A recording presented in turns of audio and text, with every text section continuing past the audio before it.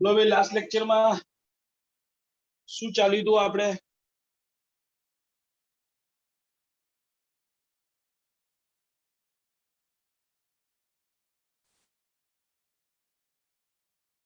જો ભાઈ last lecture ની અંદર 14મા ચેપ્ટરમાં ઊર્જાની ચર્ચા કરી હતી જો તમને યાદ હોય હવે 14મા ચેપ્ટરમાં આપણી જો આટલી વસ્તુ છે જુઓ નંબર 1 સરળ આવર્તક ગતિ કરતા કોઈપણ પદાર્થમાં સરળ આવર્તક ગતિ કરતા કોઈપણ પદાર્થમાં ભાઈ બળનું સૂત્ર F -kx અથવા -m ઓમેગા સ્ક્વેર x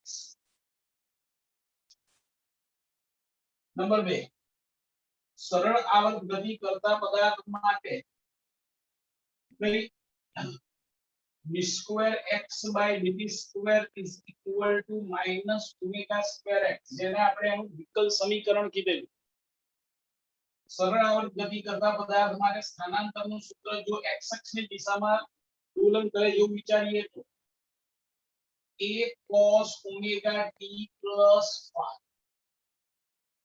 વેગનું સૂત્ર minus a omega sin omega t plus phi अथवा omega into root a square minus x square प्रवेगનું સૂત્ર minus omega square a cos omega t plus phi अथवा minus omega square x ત્યારબાદ આપણે સ્થિતિ ઊર્જા ગતિ ઊર્જા અને યાંત્રિક ઊર્જાના સૂત્ર ભણ્યા હતા બે સ્થિતિ ઊર્જાનું સૂત્ર હતું half kx square ગતિ ઊર્જાનું સૂત્ર હતું half k a square minus x square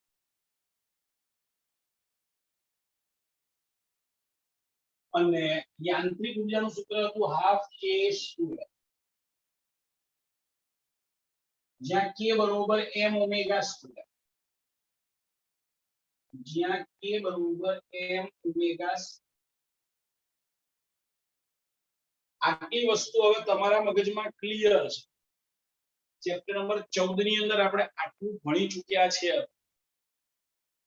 આપણને કોઈ હવે કે એનું વિકલ સમીકરણ તો તરત આપણને આવડવું જોઈએ બળનું સૂત્ર આ છે સ્થાનાંતર વેગ પ્રવેગ સ્થિતિ ઊર્જા ગતિ ઊર્જા યાંત્રિક હવે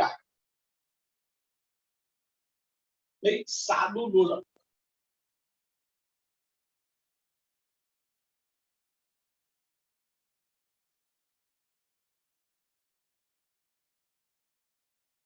ચલો સમજીએ સાદું દોલન એક આ દ્રઢ આધાર પરથી આ દ્રઢ આધાર છે દ્રઢ આધાર પરથી L લંબાઈ દોરીને છેડ એક નાનો ગોળાકાર દળદાર પદાર્થ એમ દળનો નાનો ગોળો લટકાવે છે કે જે એક જ ઉર્ધ્વતલમાં સતત દોલન કરી રહ્યો છે એક જ ઉર્ધ્વતલમાં એ સતત દોલન કરી રહ્યો છે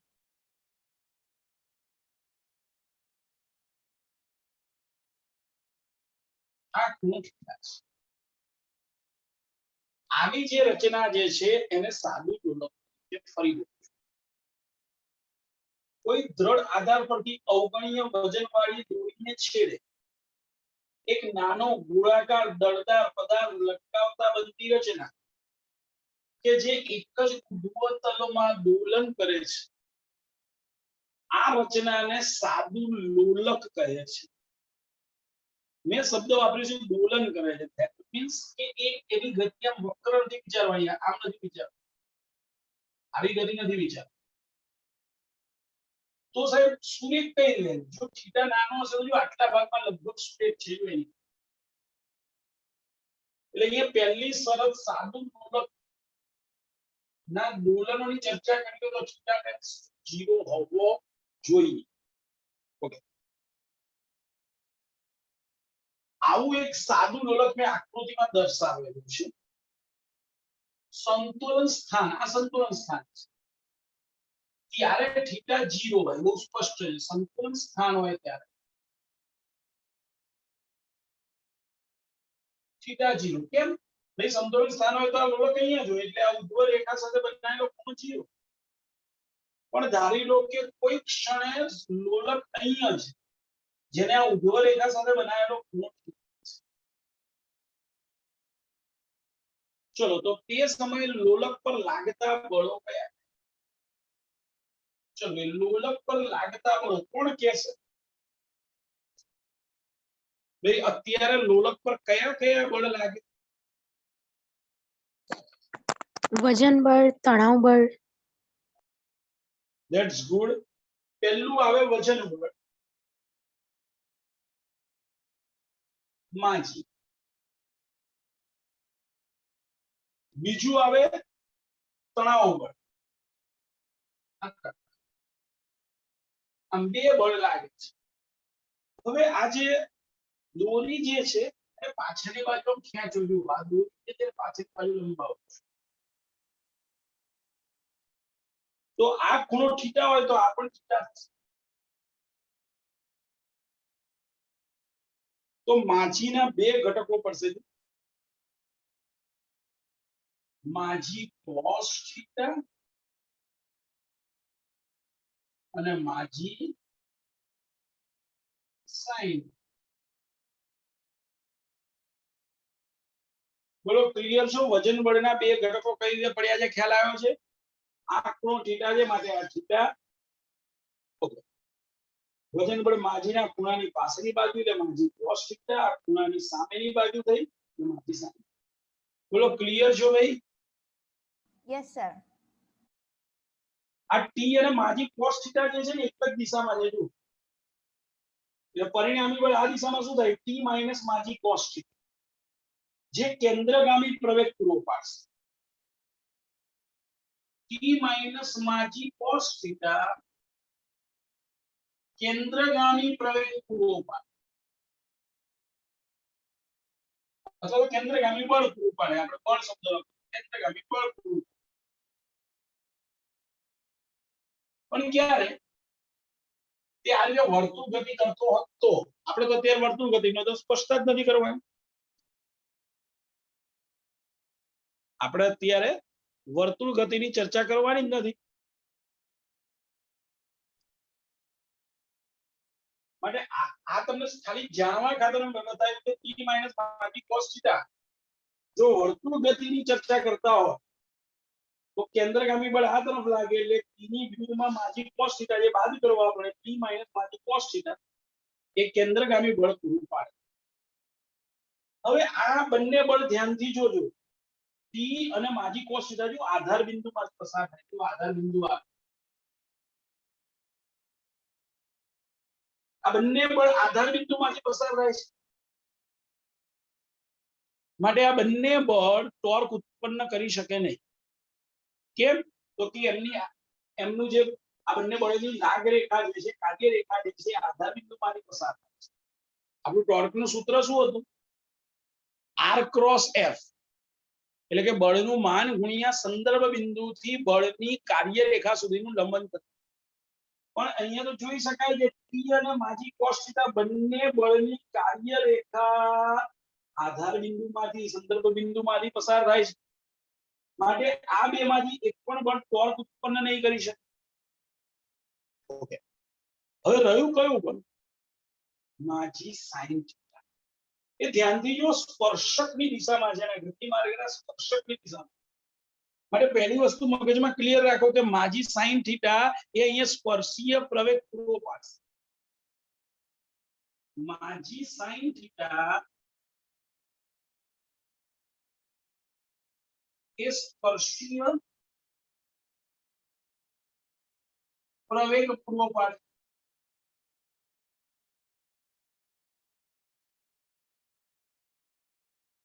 ઓકે. હવે આ માજી sin થીટા જે છે એની સંદર્ભ બિંદુની કાર્ય રેખા સુધીનું લંબ અંતર જુઓ તમે તો એ છે l. આ લોલકની લંબાઈ છે કારણ કે આ સ્પર્શક છે અને ત્રિજ્યા છે એટલે L છે તો એને કારણે ટોર્ક ઉત્પન્ન થશે ચલો તો અહીંયા આપણે લખીએ અહીં માજી sin થીટા એ દોલન માટે જરૂરી ટોર્ક પૂરું પાડે છે ભાઈ ટોર્ક નું સૂત્ર શું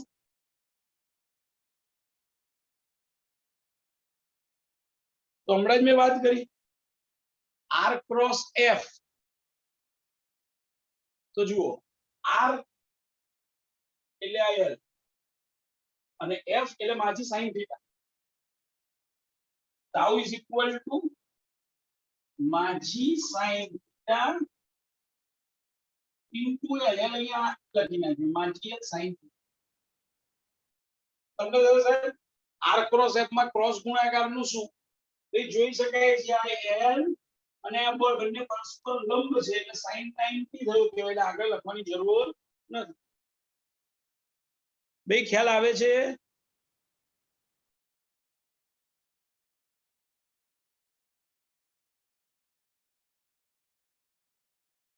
બે ખબર પડે છે હા કે ના Yes, sir. Okay that's good हाँ सर હવે ધ્યાનથી જોજો આ ટોર્ક ને કારણે થશે શું આ લોલક આ તરફ ગતિ કરવાનો પ્રયત્ન કરશે આ તરફ ગતિ કરવા જશે તો થીટાના મૂલ્યમાં ઘટાડો થાય એટલે ટોર્ક ને કારણે થીટા ઘટે તો sin થીટા ઘટે માટે અહીંયા માઈનસ ની નિશાની torque tau is equal to minus માજીય sin theta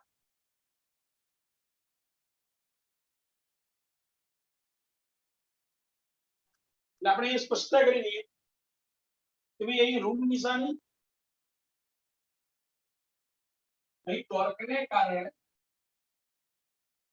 theta ઘટતો હોવાથી ઋણ નિશાની મૂકેલ છે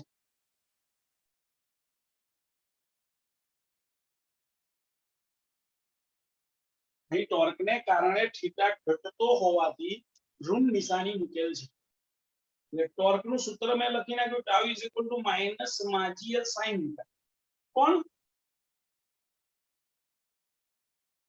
અહીંયા થીટા ટેન્સ ટુ 0 છે કેમ જો થીટા ટેન્સ ટુ 0 ના આવે તો વક્ર ગતિ થઈ જાય તો દોલન ના કહેવાય તો આવર્ત ગતિમાં આવી જાય આપણે તો દોલનની ચર્ચા કરીએ એટલે થીટા અતિ સૂક્ષ્મ હોવો જરૂરી છે એટલે થીટા ટેન્સ ટુ 0 તો મેં તમને શીખવાડેલું છે જો થીટા ટેન્સ ટુ 0 હોય તો sin theta is approximately theta is approximately tan theta પણ લખી શકાય આ મેં તમને ત્રીજા ચેપ્ટર ની શીખવાડ્યું છે મેં તમને કીધેલું કે આ તમારે 12મું ધોરણ પતે નહીં ત્યાં સુધી બાયો હોય કે મેથ્સ હોય યાદ રાખવાનું છે જો theta tense two 0 then sin theta is approximately theta ચોપડીની અંદર તો બહુ સરસ કોષ્ટક આપેલું છે કે ભાઈ તમે થીટાનું મૂલ્ય 0 થી 20 ડિગ્રી સુધી જશો ને તો થીટા અને sin થીટાનું મૂલ્ય સમાન હશે ચોપડીમાં કોષ્ટક આપેલું છે જો હું લખું એટલે તમને ખ્યાલ આવે ચોપડીનું કોષ્ટક ખાલી તમારી જાણ માટે લખું છું આ થીટા જે આ થીટા રેડિયન અને આ sin થીટા 0 ડિગ્રી ત્યારે રેડિયન પર 0 અને sin 0 0 પછી થીટા 5 ડિગ્રી એને રેડિયનમાં ફેરવીએ તો 0.087 થાય અને sin 5 ડિગ્રી પણ 0.087 પછી 10 ડિગ્રી રેડિયનમાં ફેરવો તો 0.174 અને sin થીટા પણ 0.174 પછી 15 ડિગ્રી રેડિયનમાં થાય 0.262 sin थीटा પણ 0.262 20 ડિગ્રી 0.349 રેડિયનમાં અને આ 0.302 તમે જોઈ શકો છો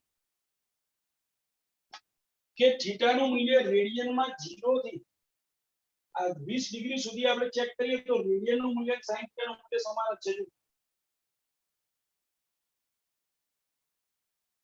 20 ડિગ્રી સુધી લગભગ. એટલે થીટા ટેન્ડ્સ ટુ 0 જ્યારે હું કહું તો 20 ડિગ્રી સુધી તમે sin પ્લસ એપ્રોક્સિમેટલી થીટા લખી શકો છો. તમે tan થીટાની વેલ્યુ ચેક કરશો ને તો આ જ હશે. તમારે જાતે છે ને એક કામ કરજો કે અત્યારે મારી જો બધું tan થીટા શોધવા માટે બેસવું પડશે. તો હું અત્યારે લખી નથી કારણ કે ચોપડી વાળે tan થીટા લખ્યું નથી. પણ તમે જાતે આ tan થીટાની કિંમતો શોધો ને 0 5 10 15 20 માટે તો એ પણ આ જ કિંમતો છે 0.077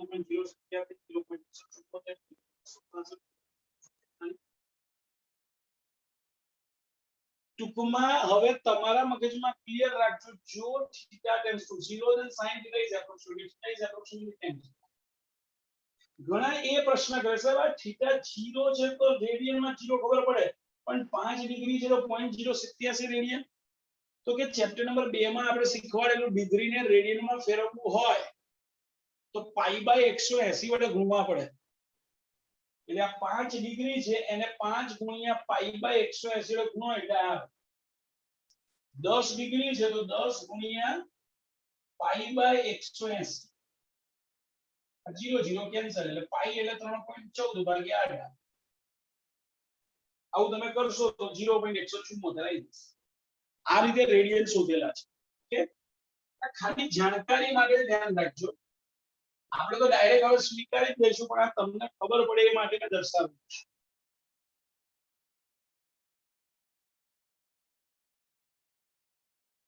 ઓકે, તો અહીંયા આગળ થીટા ટેન્ડ્સ ટુ 0 હોય તો sin થીટા ની જગ્યાએ થીટા લખી શકાય. તો ટોર્કનું સૂત્ર શું થશે માટે માઈનસ માં gl થીટા ને sin થીટા ની જગ્યાએ થીટા મૂકી. હવે આપણને ખબર છે 7મા ચેપ્ટરમાં ભણ્યા છે tau is equal to i alpha. therefore આ બંને સમીકરણને સરખાવો માટે i alpha is equal to minus માં gl theta. i alpha is equal to minus માં gl theta. માટે alpha is equal to minus માં gl by i into theta. બોલો ક્લિયર છો? બોલો આટલે સુધીના સ્ટેપ ખ્યાલ આયા છે ભાઈ? ભાઈ કોઈને જેને ન ખબર પડી પેલા ખાસ પૂછી લે. બોલો આટલે સુધી મારી કોઈને પ્રોબ્લેમ?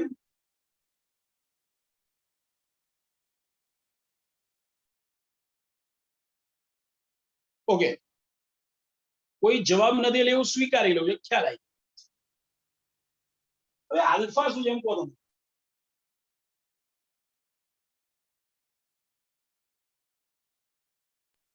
કોણીય પ્રવેગ. ધેટ્સ ગુડ, સરસ. અને થીટા શું? કોણીય સ્થાનાંતર. Okay, that's good. તો યાદ કરો હમણાં જ મેં પ્રવેગનું સૂત્ર લખેલું a is equal to minus omega square x.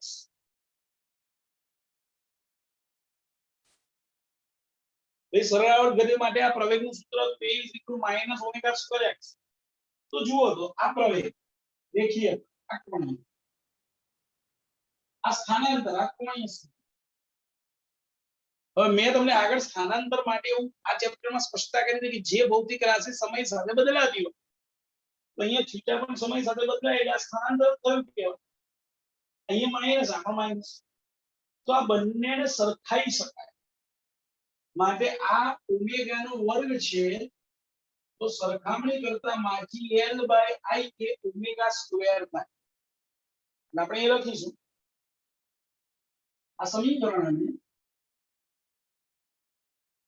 a is equal to minus omega square x સાથે સરખાવતા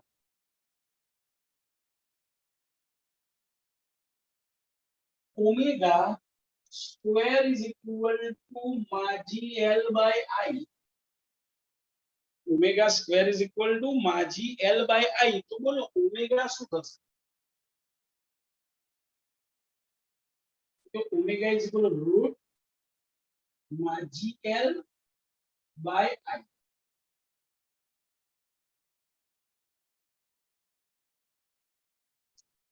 તો I શું છે? I અહીંયા I એટલે હું નહીં હો. તો I એટલે શું થશે? જડત્વની ચાકમાં જડત્વની ચાકમાત્રા ચાકમાં. તો અહીંયા આગળ લોલકની જડત્વની ચાકમાત્રા શું છે? લોલકની જડત્વની ચાકમાત્રા I બરાબર. તો મને એટલી ખબર છે જડત્વની ચાકમાત્રાનું સૂત્ર શું છે? ml² અથવા સિગ્મા mi/ri². ઓકે, લોલકમાં દળ ખાલી આ ગોળો ધરાવે, દોરી તો અવગણ્ય વજન વાળી છે એટલે ખાલી આને જ દળ છે એટલે m, અને લંબ અંતરનો વર્ગ, લંબ અંતર કે જે l એટલે ml².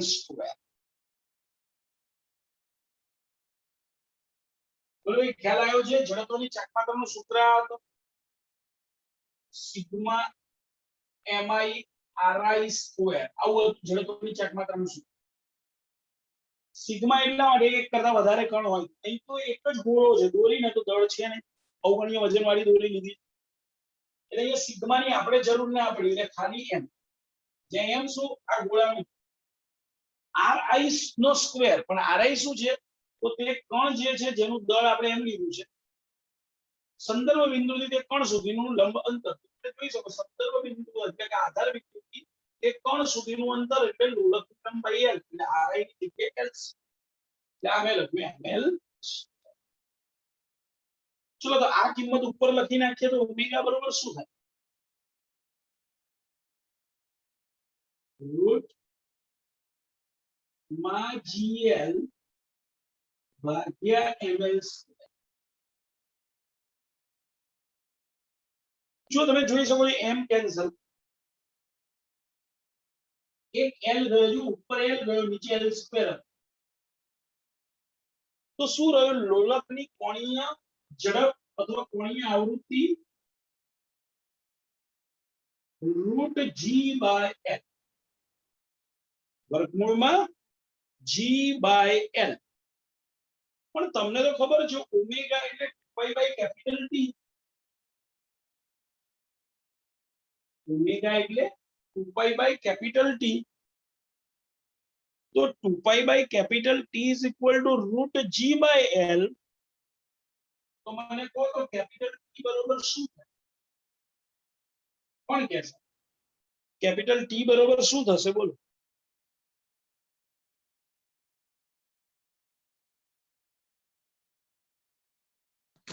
Two pi in root l/g.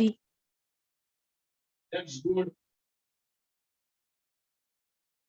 જેને ના ખબર પડે એના માટે રૂટ g/l બરોબર 2π/t છે. એક કામ કરું, ઊંધું કરી નાખ એટલે અહીંયા લખું છું t/2π is equal to root l/g.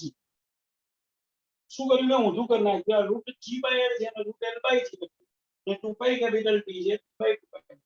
તો તરત તમને ખબર પડશે t is equal to 2π root l.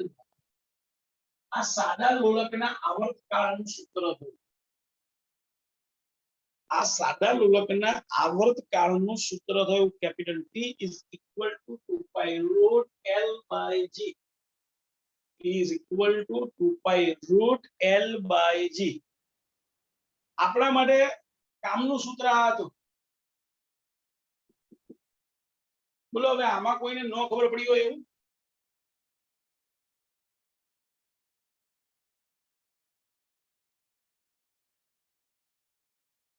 બીજી વસ્તુ, આ કોણીય પ્રવેગ આલ્ફા ઇઝ માઈનસ mgl/i. આ mgl/i ને આપણે નામ શું આપ્યું? ઓમેગા². આને આવું પણ લખાય ને, જુઓ. હવે આકૃતિ જોવા દઉં છું.